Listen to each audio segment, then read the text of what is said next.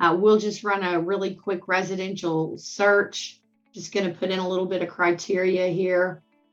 Let's see, we got 47 matches. That'll work. So I'm just going to go ahead and go to the results screen. And I want to talk to you about how you can customize your results grid. Anytime you run a search, of course, you come into this. It's called the single line display. This display grid can be customized. You can add items to it. Any field that you would find in the listing form can be added to the results grid.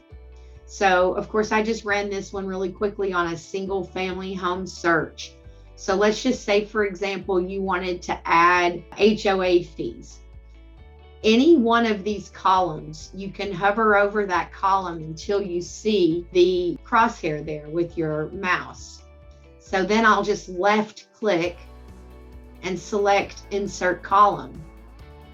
And then you'll get this search bar. Now, if I were to scroll through the list, as I mentioned, every single field that's available in the listing form is available to add to your results grid. But of course, we're going to add HOA fees. So I'm just going to begin to type HOA. And then here we see HOA fees. So I'm going to click on that and select apply. And here we see it pops in. I can move this column.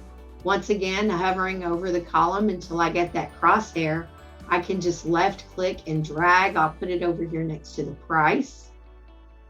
Now, in addition to knowing the HOA fee, it's also good to know how often that fee's paid. So let's just hover over, and this works for any column. I typically use the address column just because it's large and you guys can see it a little bit better. So I'm just going to left click again and insert column. And in this search field, once again, I'll type HOA. This time I'm looking for the fee frequency. So it's important to know the HOA fee or the condo fee, but it's also important to know how often it's paid. So we'll add that HOA fee frequency and select apply. And then once again, hovering over the top of that column, left click and drag. So I have these fields all together.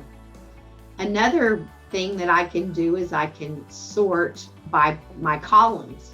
So let's just say I want to put my columns in order of list price based on the least expensive to the most expensive.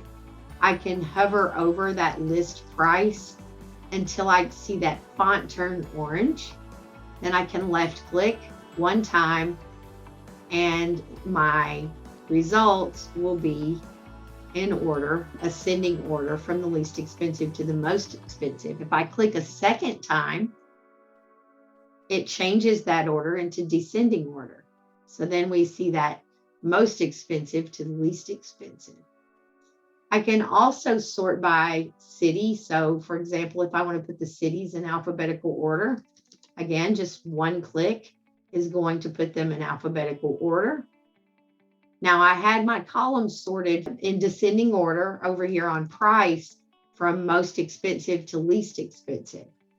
So once I select my cities and put them in alphabetical order, then that price field is going to hold. It's going to sort, for example, Alva, we have the least expensive to the most expensive.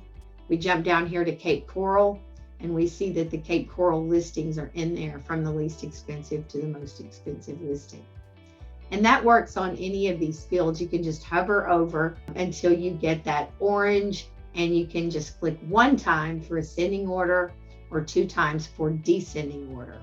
Anytime we run a search for an active listing, the sold price field and the sold date, column, sold price column and the sold date column will never be populated because, of course, we're looking for active listings. So any columns like this that you're not using, you can once again hover until you see that crosshair, left click, and in this case, we'll select to remove the column. And we can do that again with the sold date. Now you'll notice I'm getting that orange font if I hover like that, but if I just move my mouse just above it, I'll get that crosshair where I can left click and remove that column. You can set up multiple custom display grids. For example, we're working on this one for single family homes, and we added the HOA fees. You can add other columns as well. It's up to you what you want to add. And of course, you have your columns that are here by default.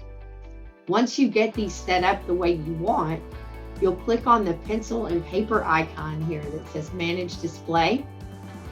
Go ahead and give that a click, and then just delete the single line text and type in whatever you want to name this display. So this would be, for example, our single family home display.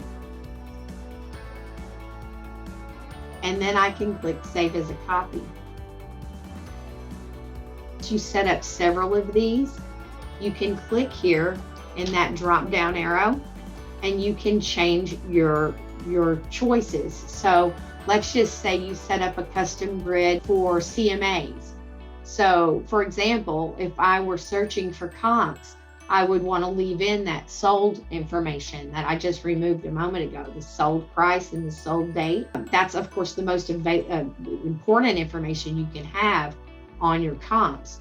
So I would leave that information in. And then of course, any information that I would want to include, any fields that I would want to add for a custom comps display.